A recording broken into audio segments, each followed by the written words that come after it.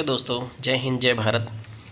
देखते हैं हम आज की कुछ फिजिक्स के मोस्ट इम्पॉर्टेंट क्वेश्चन और आंसर जो कि एग्ज़ाम के रिलेटेड बहुत ज़्यादा इम्पॉर्टेंट है। जैसे कि पहला हमारा सवाल है, रेडियो तरंगों का आविष्कार किसने किया था? Einstein, Hertz, Rutherford, Newton. इसका सही जवाब होता है हार्ट्ज ने। रेडियो तरंगों का आविष्कार हार्ट्ज ने किया था, इसलिए हम फ्रीक्वेंसी को हार्ट्ज में मेज़र करते हैं। हम अपना अगला सवाल देखते हैं, परमाणु का नाभिक किससे बना होता है? कहने का मतलब ये है कि परमाणु के नाभिक में क्या क्या होते हैं। तो परमाणु के नाभिक में प्रोटॉन और न्यूट्रॉन होते हैं और उनके बाहरी कक्षा में इलेक्ट्रॉन होते हैं जो कि नाभिक के चारों ओर चक्कर लगाते रहते हैं। तो इसका सही जवाब हो जाएगा सी, प्रोटॉन और न्यूट्रॉन जो कि परमाणु के नाभिक में होते हैं। हमारा क्वेश्चन नंबर 3 है, ट्रांजिस्टर किससे बना होता है? यह एक इलेक्ट्रॉनिक्स डिवाइस है। यह जो है किससे बना होता है? 2 डायोड से, 2 रजिस्टर से, 2 कंडक्टर से, 2 इंडक्टर से। तो ट्रांजिस्टर जो होता है वो 2 डायोडों से मिलकर बना होता है। इसका सही जवाब हो जाएगा ए, ट्रांजिस्टर 2 डायोडों से मिलकर बना होता है। हमारा क्वेश्चन नंबर 4 है, हाइजेनबर्ग का अनिश्चितता सिद्धांत किससे संबंधित है? हाइजेनबर्ग ने एक अनिश्चितता का सिद्धांत दिया था, वह किससे संबंधित है? कण की गति से, कण की स्थिति और संवेग से, या ऊर्जा संरक्षण से, या विद्युत बल से। हाइजेनबर्ग का जो अनिश्चितता का सिद्धांत था वह कण की स्थिति और संवेग को दर्शाता है। यह इनका सही जवाब होगा बी। क्वेश्चन नंबर 5 है, विद्युत बल किस नियम का पालन करता है? मैं आपकी जानकारी के लिए बता देता हूँ, विद्युत बल जो होता है वो कूलाम के नियम का पालन करता है।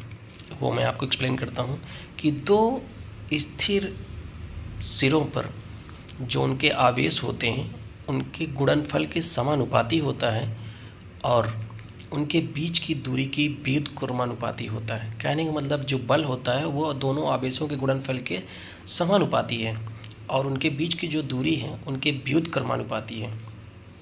तो इससे क्या पता चलता है, विद्युत बल का जो नियम है वो कूलाम के नियम पर आधारित है।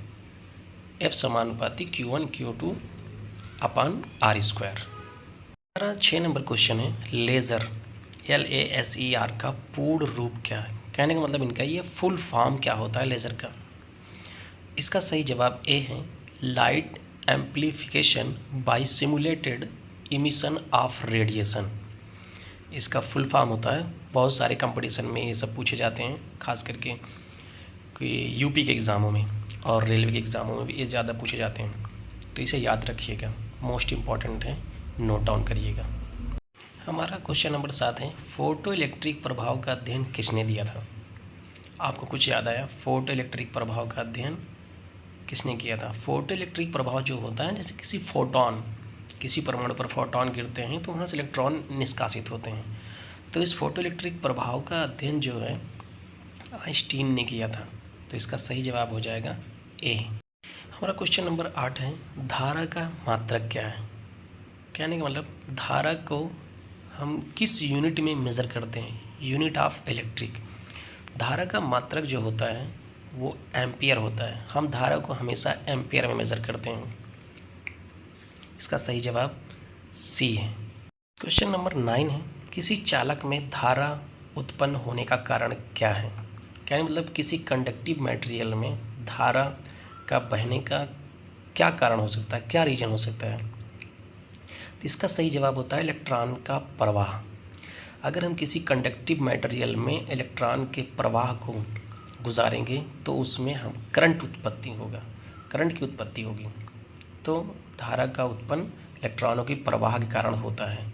ये मेरा आखिरी सवाल है, इसको मैंने पिछले वीडियो में भी आपको बताया था। किसी वस्तु का भार चंद्रमा पर कितना होता है? अगर हम इस धरती से किसी वस्तु को चंद्रमा पर लेके जाते हैं तो उसका भार कितना हो जाता है? जी आपको कमेंट बॉक्स में बताना है। मैंने पिछली वीडियो में ये बातें बताई थी। अगर वीडियो अच्छा लगा हो तो लाइक करें, अगर आप पहली बार चैनल पे आए हैं तो चैनल को सब्सक्राइब करें।